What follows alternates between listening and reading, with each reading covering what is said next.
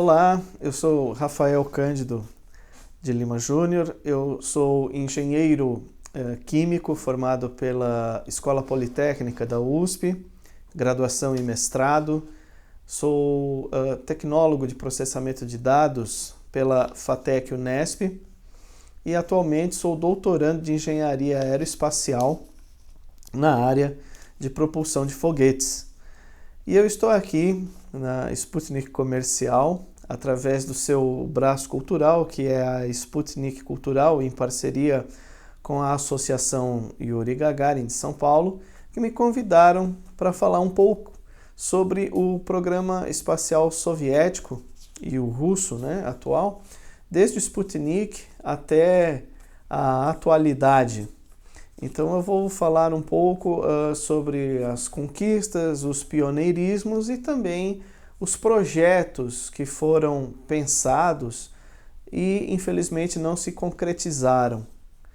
Para isso eu vou seguir um pouco uma linha histórica, começando falando do pioneiro, o Konstantin Tsiolkovsky, que nasceu no século XIX, final do século XIX, na cidade de Kaluga, e ele escreveu muito sobre esse assunto. Ele era um professor primário, ele era parcialmente surdo, inclusive, porque sofreu escarlatina, e ele foi assim pioneiro, porque a ideia de foguete de estágios foi dele, a ideia da propulsão a partir de reação química foi dele também. Então ele viveu o suficiente para ser reconhecido, porque ele faleceu em 1935, eu acho, por aí, e ele foi reconhecido pelo governo da União Soviética. Inclusive ele recebeu prêmios, condecorações por causa dos seus estudos. Tanto que isso levou à fundação de um grupo chamado Grupo de Estudos do Movimento à Reação. Por que movimento à reação? O motor foguete é um movimento à reação, né? Então você tem uma ejeção de um gás aquecido em alta velocidade, e por reação essa nave vai se movimentar. É mais ou menos como o princípio da bexiga. Se a gente pega uma bexiga de festa e enche e solta, ela vai sair voando, né?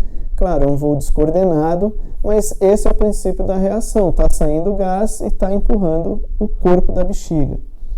Então, nos anos 20 e 30, teve esse grupo, cuja sigla em russo é GIRD, né? GIRD, onde começaram as pesquisas sobre motor foguete. Essas pesquisas elas se mostraram muito importantes quando veio a Segunda Guerra Mundial, porque foi desenvolvido o míssil Katyusha, que foi um grande trunfo da União Soviética em relação a armamentos, né? Além dos tanques, claro, além de artilharia, aeronáutica, a União Soviética já contava com uma brigada de lançamento de foguetes. Não assim grandes como as bombas V1 e V2 dos alemães, né, dos nazistas, mas eram foguetes de curto alcance e foram muito importantes para a União Soviética vencer a Grande Guerra Patriótica, né? A partir desse evento, com o fim da Segunda Guerra, as pesquisas em foguetes continuaram, até porque uma parte da equipe técnica alemã também foi absorvida aí na Segunda Guerra, né? Então, continuaram-se as pesquisas e chegou-se a um foguete chamado R-7 Semyorka. Esse Semyorka, ele teve como fundamento o seguinte: até o momento, o princípio de lançamento de bombas atômicas contava com um avião bombardeio que deveria sobrevoar alguma área que seria atingida, como foi o caso de Hiroshima e Nagasaki, e com isso o bombardeio liberaria uma bomba atômica. A União Soviética pensou, bom, seria muito mais eficaz você ter um míssil que lançasse a bomba na sua ogiva. Então, para isso, foi desenvolvido o Semyorka, que foi o primeiro míssil balístico intercontinental, que a gente chama hoje em dia de CBM, né? Então, o Semyorka, ele teve esse fundamento, que é um fundamento militar. A partir disso, né, dada as condições do Semyorka e dada a visão de um grande projetista, o chamado projetista-chefe, Sergei Korolev, o Semyorka ele foi adaptado para o lançamento de um satélite. E por que isso? Porque já em 56 foi proposto que 1957 seria o Ano Geofísico Internacional. Então, as Nações Unidas lançaram um desafio, sendo o Ano Geofísico Internacional, quem lançaria o primeiro satélite artificial em torno da Terra. E no dia 4 de outubro de 57, né, a União Soviética surpreendeu o mundo, porque eles vieram trabalhando em silêncio nisso aí. Então, foi lançado o Sputnik 1, que tinha os seus bip-bips de ondas de rádio e a frequência era captada por radioamadores do mundo inteiro. Então, mesmo os Estados Unidos conseguiram comprovar que era verdade, não era notícia falsa, né? Ouvindo esses bip-bips emitidos pelo Sputnik I. Menos de um mês depois, lança-se o Sputnik 2, Sputnik II, e nesse satélite estava sendo levada a cachorrinha Laika.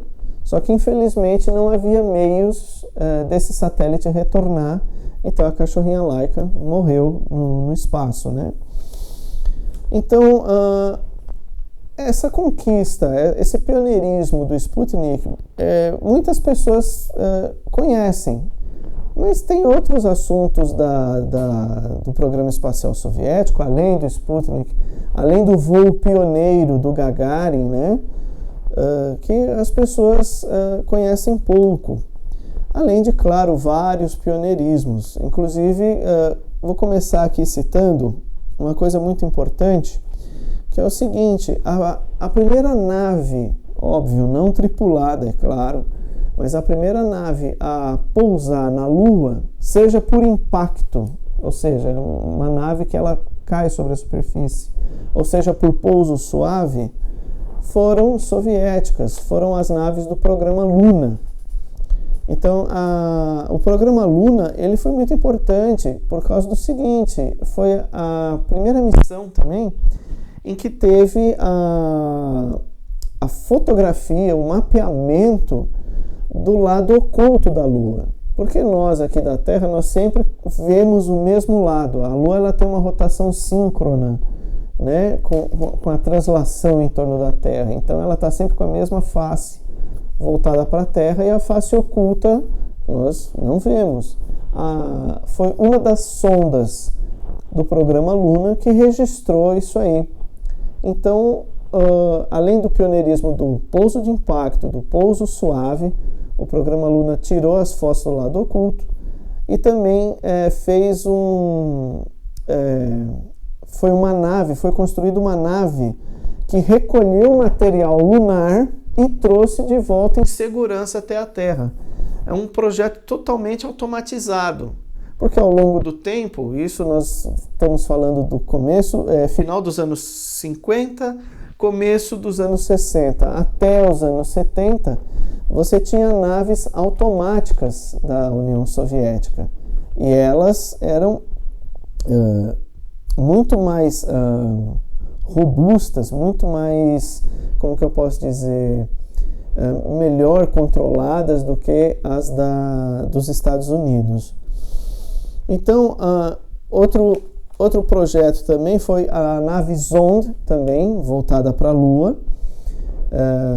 E a nave Zond, ela serviu como base para se testar a possibilidade de um voo tripulado para a Lua. Quando nós falamos de voo lunar tripulado, nós sempre pensamos, por exemplo, no programa Apollo. né, e nos seus predecessores, o projeto Gemini e o projeto Mercury, né, dos Estados Unidos. Mas a União Soviética também teve a sua contrapartida ao projeto Apollo, muito embora isso fosse trabalhado também em silêncio, né, não precisava fazer propaganda, estardalhaço. Era o projeto N1L3, que foi pensado pelo Sergei Korolev também. E o Sergei Korolev, ele projetou o tipo de foguete, que é o lançador, né, que era o N1, e toda sorte de módulos que seria utilizada nesse programa espacial, do N1L3, também foram desenvolvidas por ele e pela equipe, claro. Então, o N1 ele foi um dos maiores foguetes já construídos, talvez um pouquinho menor que o Saturno V, coisa de 5 ou 4 metros, e era um dos lançadores mais potentes, porque ele usava 32 motores foguete na sua base de primeiro estágio. Só que o que aconteceu? Por que o projeto não deu certo? Embora tenha se desenvolvido o N1 e todos os módulos, como por exemplo um módulo orbital para a Lua, um módulo de pouso foi criado, né? um módulo para você fazer o retorno em segurança à Terra, né? Com motor, tudo. O N1 era um foguete um tanto instável por conta de ter esses 32 propulsores. Um foguete ele funciona mais ou menos como um pêndulo invertido. O que é um pêndulo invertido? Aquela brincadeira que a gente faz quando criança, de pegar a vassoura e ficar equilibrando na mão, né? O pêndulo ele está com o peso aqui em cima, a vassoura vai querer cair e a criança fica lá brincando com isso. Um foguete ele é mais ou menos isso, um pêndulo invertido. Então você ter 32 motores foguetes funcionando ao mesmo tempo, você equilibrar aquilo é muito complicado. Mas por que então não usaram menos? Porque os motores foguete desenvolvidos, eles tinham um empuxo um pouco menor. Por quê? Porque eles eram base para um motor foguete a ser utilizado em mísseis interbalísticos. Então a União Soviética tinha esse pensamento: olha, nós estamos desenvolvendo coisas para o programa espacial, mas em uma situação de emergência, que nós sabemos que pode acontecer a qualquer momento, esses motores foguetes têm que ser rapidamente adaptados para mísseis de lançamento de armas atômicas. Então era um motor foguete com um menor empuxo. O projeto N1, ele infelizmente teve essa falha do foguete, que era instável. Então, de todos os lançamentos, nenhum foi a contento, nenhum deles. Todos apresentaram-se, o foguete explodiu, quebrou, entrou em efeito de vibração, né, ressonância, e infelizmente não deu certo. Mas o que foi pensado para essa missão, que foram as naves, né, de orbitar a Lua, que veio a partir do programa Zond, e a nave, o módulo que levaria o cosmonauta, né, até o pouso da Lua, isso deu base para a criação da Soyuz. Por quê? Porque, como eu disse, você voa até a Lua, você tem que trazer os astronautas em segurança de volta para a Terra. E aí, com isso, para você trazer a tripulação em segurança, você precisa ter uma nave específica para isso, uma cápsula. E foi aí que surgiu a Soyuz. Ela teve esse intento, o intento inicial foi esse. Logo depois, já nos anos 70, a União Soviética planejou um programa chamado Almaz, que consistia na construção de estações espaciais, porém com fim militar. Então, o que acontece? O Almaz chegou a ser construído, alguns cosmonautas foram levados para a estação espacial, e o retorno deles passou a ser feito pela Soyuz. Então, aquele projeto que veio lá do N1L3 foi aperfeiçoado e passou por um processo de aperfeiçoamento contínuo, porque logo depois do Almaz, que durou de 73 até 76, logo depois veio a Estação Espacial Salyut, que entrou em 76 mesmo, isso. Ela entrou em 76, e aí a Salyut também era o mesmo projeto, no qual você tem uma estação espacial, só que, claro, agora não mais com fins militares, e o retorno da Salyut era com a Soyuz, a cápsula Soyuz. Mas até o momento nós estamos falando mais de Lua, de missões tripuladas, e nós sabemos, por exemplo, que os Estados Unidos teve as missões, as sondas, né, para planetas, a Mariner, a Viking em Marte, a Pioneer, e a União Soviética. Não tinha nada equivalente? Tinha sim. Uma das missões mais importantes e que poucos conhecem, e que eu acho que agora as pessoas vão talvez conhecer um pouco mais, por conta de toda essa novidade que está acontecendo em relação à descoberta da fosfina na atmosfera de Vênus, foi o projeto Venera, onde a União Soviética mandou naves, um conjunto de sondas para Vênus. Inclusive, o projeto Venera ele é muito importante na história da astronáutica e na história da pesquisa espacial, porque foi a primeira sonda a pousar num planeta, tanto por impacto, ou seja, caiu na superfície do planeta, quanto por pouso suave. As primeiras imagens que nós recebemos de um outro planeta não foi de Marte, foi de Vênus, e foi uma sonda Venera.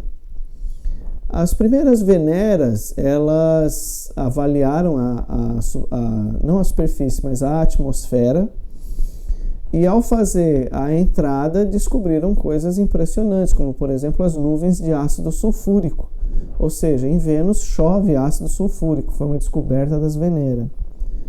Quando houve uma Venera, eu acho que foi a Venera 7 ou 8, que conseguiu pousar na superfície do planeta e tirou foto, né? Não são fotos assim como nós temos hoje, claro, né? Mas com a tecnologia da época, viu-se uma superfície muito próxima do que nós temos aqui na Terra, ou seja, existe um solo, existem rochas, existem montanhas, só que as condições na superfície são extremamente severas. Foi aí que foi confirmado que a temperatura na superfície de Vênus é de aproximadamente 450 graus Celsius e a pressão na superfície é de 90 atmosferas. Seria mais ou menos como a pressão que você encontra no fundo do mar a mais ou menos 1000 metros de profundidade. Então é um ambiente bem infernal. E mesmo assim, uma das sondas Venera conseguiu sobreviver nesse inferno por 2 horas e meia, registrando, fotografando, fazendo medidas, análises e mandando os dados para a Terra. Então, esse foi um pioneirismo assim que infelizmente poucas pessoas sabem. Aí vocês podem perguntar assim, por exemplo, mas tudo bem, Vênus e Marte, a União Soviética não pensou em enviar sondas para Marte? Pensou sim. Tanto que teve o projeto Mars, foram enviadas sondas. A primeira sonda ela era prevista para se fazer um pouso suave, mas infelizmente ela impactou no planeta. Uma outra chegou a pousar, só que ela durou mais ou menos de 15 a 20 segundos mandou um sinal, foto, essas coisas assim, fotos da superfície, do céu, algumas medidas de temperatura, de constituição da atmosfera, e ela travou. Depois perdeu totalmente o contato. Essa última missão que foi mandada a Marte, inclusive, ela levava um pequeno módulo chamado Prop-M, que foi o precursor dos jipinhos que hoje nós temos aí em Marte da NASA.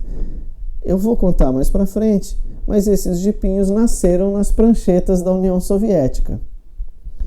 O Prop-M, que foi da segunda missão a Marte, acho que era Mars 2, alguma coisa assim, ele era um pequeno módulo, como se fosse um carrinho de criança, só que ao invés de ter rodinhas, ele tinha algo como esquis.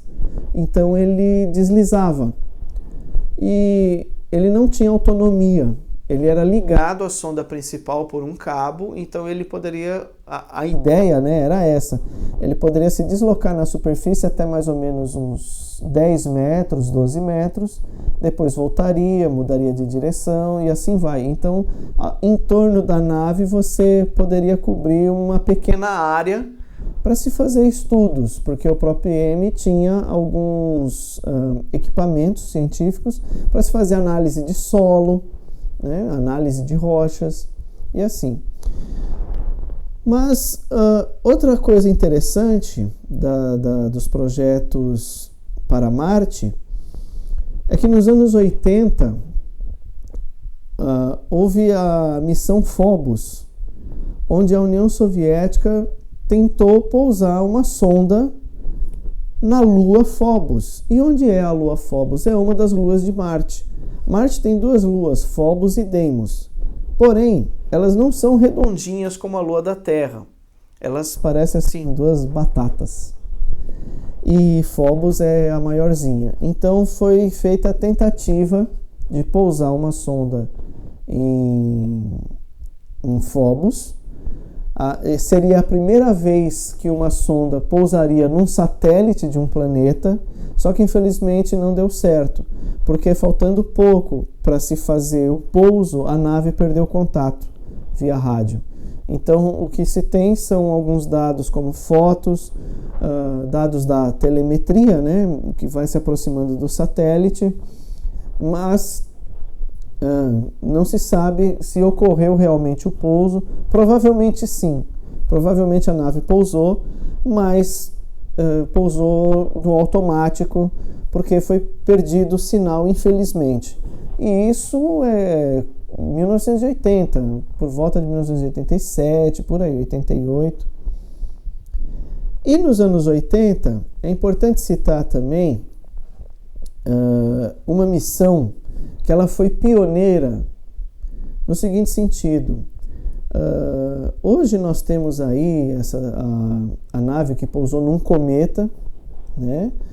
A missão Rosetta, que é a missão da Agência Espacial Europeia. Só que a primeira nave a se aproximar do núcleo de um cometa e tirar foto, fazer medições, foi uma missão soviética, a Vega. E é importante citar que, apesar do nome Vega, não tem nada a ver com a estrela Vega. Vega vem de Venera, ou seja, o planeta Vênus, e Ga de Galey, que é Halley, né? A gente fala Galey em russo. Mas por quê? O que tem a ver Vênus com Halley, o planeta Vênus com o cometa Halley? É o seguinte, a missão, que era Vega 1 e Vega 2, foi lançada da Terra. Ela usou a órbita do planeta Vênus para pegar velocidade, que é uma manobra que nós chamamos de estilingue gravitacional. Ela usou a órbita do planeta Vênus como um estilingue para alcançar o cometa Halley. Então, como essa nave ela ia passar por Vênus e ia alcançar o Halley, então ela foi feita de vários módulos. Um módulo específico para Vênus e outro módulo para chegar ao cometa Halley. Assim, quando a nave chega no planeta Vênus, ela se desacopla, uma parte vai para o cometa Halley e a outra fica orbitando Vênus. Vamos falar dessa parte de Vênus. Enquanto estava na órbita do planeta Vênus, a nave lançou um módulo para pouso. Esse módulo para pouso ele foi descendo pela atmosfera de Vênus e quando chegou a uma determinada altitude, abriu e soltou um balão. Sim, um balão. Um balão tal como nós temos aqui na Terra. Só que é um balão com uma bolsa de gás hélio. E o hélio ele é mais leve, né, inclusive é mais leve do que o nosso ar. Então os balões de hélio vão muito altos. E nesse balão, né, pendurado ali na cestinha dele, uma diversidade de equipamentos científicos para avaliação da atmosfera. Esse balão ele conseguiu ficar voando a uma altitude de aproximadamente 50 quilômetros em relação à superfície de Vênus. Então, enquanto o resto do módulo caiu na superfície e durou alguns minutos, né, naquela situação infernal, o balão ficou em uma altitude de 50 quilômetros na atmosfera e descobriu uma coisa surpreendente. A 50 quilômetros de altitude, Vênus tem pressão de 1 atmosfera, que é a pressão que nós temos no nível do mar na Terra, e uma temperatura agradável de 25 graus Celsius. Como se fosse um verão, ou uma primavera numa praia, alguma coisa assim. Então, essa descoberta ela foi tão impactante, e foi realizada tanto pelo balão da Vega 1 quanto da Vega 2, que o cientista dos Estados Unidos, o Carl Sagan, inclusive, a partir de dados da Vega, ele propôs o seguinte: pode ser que exista vida nessa região da atmosfera de Vênus. Como ela vai se manter lá, eu não sei. Talvez por correntes de convecção, alguma coisa assim, né? Correntes de convecção é aquelas correntes que passam na superfície e sobem para a atmosfera. É assim que se formam as chuvas, por exemplo, aqui na Terra. Então ele propôs que aquele ambiente poderia ser propício à vida. Não é que existia vida, poderia ser propício. E isso é surpreendente, porque vejam, muitos anos depois, essa nave, ela chegou, essas duas naves, a Vega 1 e a Vega 2, elas chegaram em Vênus por volta, acho que de 86, 85, alguma coisa assim. E muitos anos depois, nós descobrimos, agora, 2020, a presença de fosfina exatamente nessa camada de atmosfera que os dois balões da Vega sobrevoaram. Esses balões duraram mais ou menos 15, 20 dias sobrevoando até que a bateria acabou, né? Porque eles eram a bateria e aí perdeu o contato. Possivelmente a bolsa, né, que contém o gás hélio que fazia flutuar pode ter se rompido e caiu na superfície do planeta. Mas as informações que esses dois balões, que nunca foi feito um negócio assim, um balão numa atmosfera planetária, as informações que foram coletadas foram de extrema importância. Tão importantes que o Carl Sagan teve acesso e estipulou essa possibilidade. E claro, né, ficou o módulo V da Venera e o G do Gale seguiu o caminho e obteve muitas informações sobre o núcleo do cometa. As duas Vegas descobriram a presença de amônia no núcleo do cometa e também uma coisa que não se esperava, aminoácidos, ou seja, os fundamentos, os tijolinhos das proteínas, as proteínas que constituem nós, os seres vivos, foram encontrados no núcleo de um cometa. Então, esse pioneirismo, mais uma vez, acontecendo, tanto pela presença de balões em uma atmosfera planetária, quanto uma sonda visitando um núcleo cometário, né, um núcleo de cometa, o pioneirismo trazendo mais informações importantes para nós. Outro assunto muito importante, já que nós estamos falando em pioneirismo, e eu falei de Marte, né, daquele Prop-M, que seria um protótipo dos futuros jipinhos, é o seguinte: a União Soviética, quando fez essas missões até a Lua, essas missões automáticas, principalmente da Luna e da Zond, teve um projeto muito importante chamado Lunokhod. E o que são os Lunokhod? Os Lunokhod eram jipes totalmente automatizados, só que eles eram controlados daqui da Terra. Ou seja, o Jeep ele tinha todo um dispositivo para suportar variações de temperatura automaticamente. Então ele chegava a um determinado momento, por exemplo, quando a Lua entrava em sua noite, digamos assim, paravam-se todas as atividades, ele entrava em stand-by automaticamente, e quando voltava o Sol, voltava a funcionar, mas ele era guiado aqui da Terra, como se fosse por joystick de videogame, até porque daqui até a Lua, um sinal de rádio só leva mais ou menos um segundo, um pouco mais do que um segundo, para chegar, né? Por conta da velocidade, as ondas de rádio se propagam na velocidade da luz, e a Lua está um pouco mais de um segundo de Moscou, levaria mais ou menos 1,5 segundos, para chegar na Lua. Então você consegue controlar o jipinho com uma boa dirigibilidade, digamos assim. Então foram lançados 2 Lunokods, em português nós falamos Lunokhod, né? E foram obtidas muitas informações sobre a superfície lunar.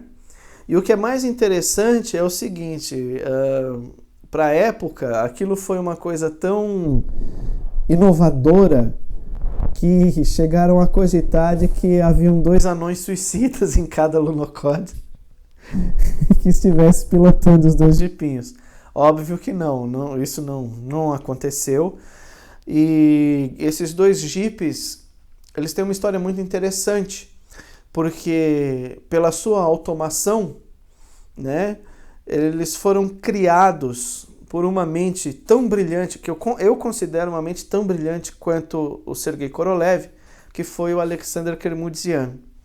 O Kermoudzian, ele projetou esses 2 jipinhos, Lunokhod, e ele tinha a intenção de fazer um Marsokhod e um Mercurykhod, porque havia essa pretensão, esse projeto da União Soviética de mandar sondas espaciais para Mercúrio, para pousar em Mercúrio, que até hoje nunca se pousou uma nave em Mercúrio, e outra para pousar em Marte, porque já que aquele projeto do Prop-M, né, aquele dos esquis, não deu muito certo lá, só funcionou alguns segundos, mandar um Jeep mais robusto, maior, até Marte.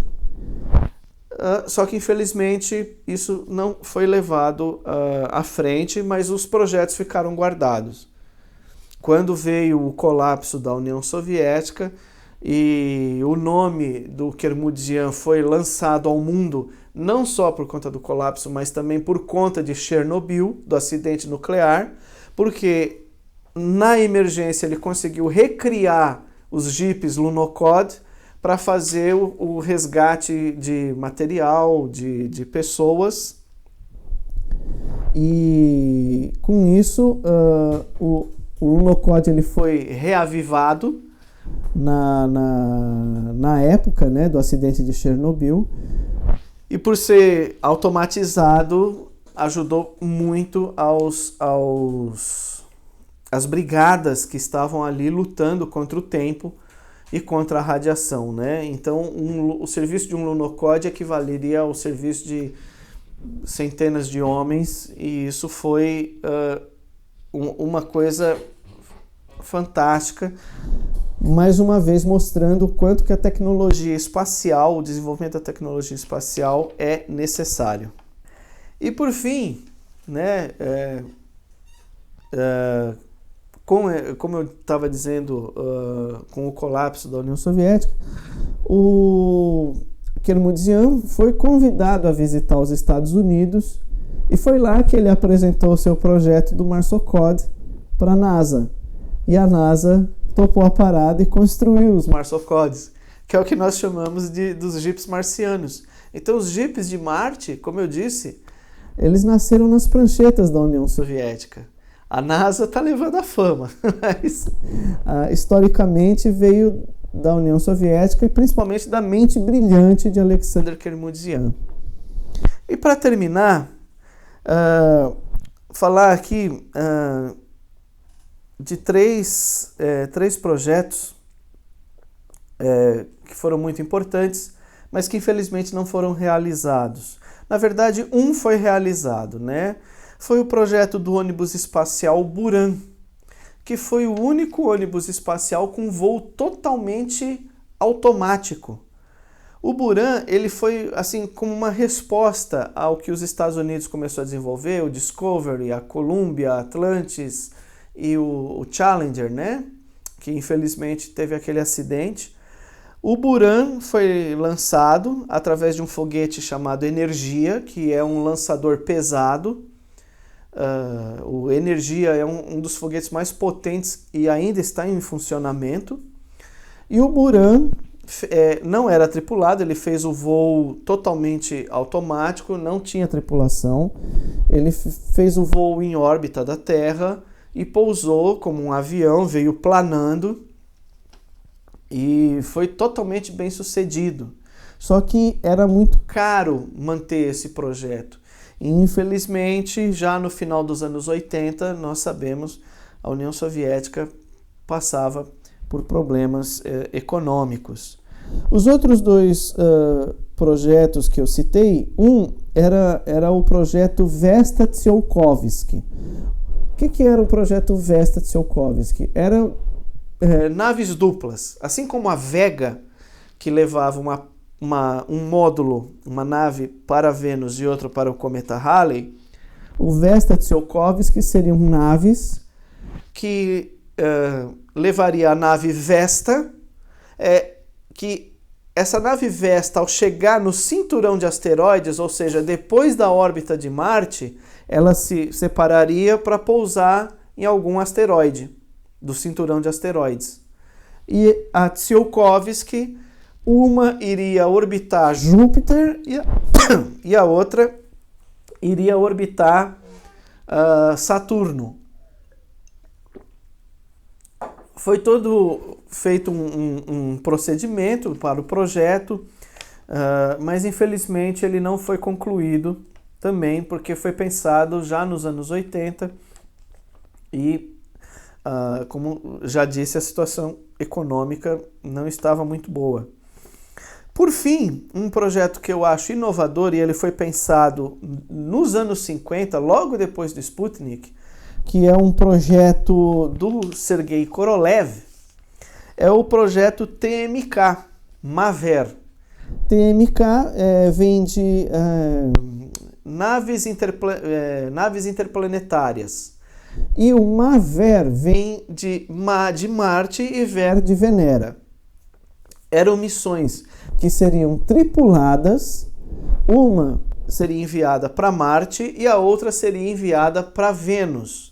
Mas elas não tinham a intenção de fazer o pouso, até porque não se sabia muito bem na época das condições de superfície, tanto de Vênus quanto de Marte. Mas a ideia era realizar voos orbitais tripulados em torno desses planetas, de modo que fosse observada a dinâmica da atmosfera, turbulências, correntes de convecção e constituição da atmosfera desses planetas, além de análises, claro, de campo magnético, composição, essas coisas, né? Então, o MAVER foi um projeto extremamente ambicioso. ele foi registrado, claro, foi feito todo o projeto de como deveriam ser as naves, tudo, mas infelizmente foi engavetado porque necessitaria de um foguete altamente potente para ser lançado, que era o que o Korolev pensou, o foguete N1. Mas aí, após os testes do N1, que infelizmente não conseguiu nem voar, né, que era pensado primordialmente para fazer o voo lunar, então, olha, se não dá para fazer o voo lunar, não dá para voar para Marte nem para Vênus. Então, vamos guardar esse projeto. A Rússia atual, ela está começando a resgatar esses projetos. E só para citar aqui, para a gente encerrar, essa coisa da descoberta da fosfina em Vênus, é interessante que antes disso ser anunciado, a Rússia já estava começando a construir a nova série Venera, que agora se chama Venera D, ou seja, Venera D, né? Que está sendo construída, eu acho que vai ser lançada já em 2021, e é um projeto que está sendo levado junto com a União Europeia, principalmente a França, e eles já estão fazendo, já anunciaram que vão fazer modificações na nave, já para 2021, para verificar essa coisa da fosfina ou de outras substâncias que estejam ligadas com a possibilidade, veja, possibilidade de vida em Vênus, né? Então, vamos esperar aí, porque a Rússia está prometendo muita coisa legal aí, e eu acredito que o pioneirismo para muitos aspectos das pesquisas, tanto em astronáutica quanto em astronomia, vão continuar. Com certeza.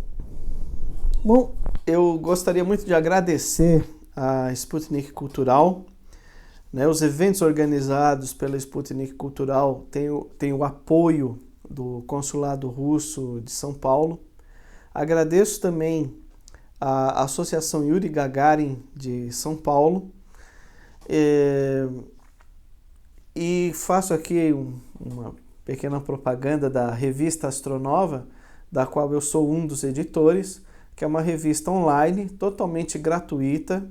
A cada trimestre, é uma revista trimestral, nós publicamos artigos didáticos, ou seja, para que as pessoas leigas no assunto possam ler e compreender sobre astronomia, astronáutica e outros campos da ciência também. É uma revista de divulgação científica. Então, basta procurar Revista Astronova, que você vai achar tanto as edições, e todas as edições estão online disponíveis, quanto o canal no YouTube também, né? E você também, quem está assistindo, pode seguir também as redes sociais aí do Sputnik, da Astronova, né? No Facebook, Instagram, e do Consulado Russo em SP. Então, eu agradeço imensamente essa oportunidade de poder falar do programa espacial soviético e russo. É um assunto enorme, daria para falar por horas sobre isso. Faltou ainda falar sobre a Mir, faltou falar sobre o projeto Cosmos, o Monia, o Meteor, mas o tempo infelizmente é curto, né? Então a gente fica por aqui falando só desses pontos que poucas pessoas conhecem, né? Numa outra oportunidade, né? Como o Sérgio está me lembrando aqui, numa outra oportunidade nós poderemos falar sobre esses outros programas, esses outros projetos do programa espacial soviético e programa espacial russo. Então, muito agradecido. Spasiba.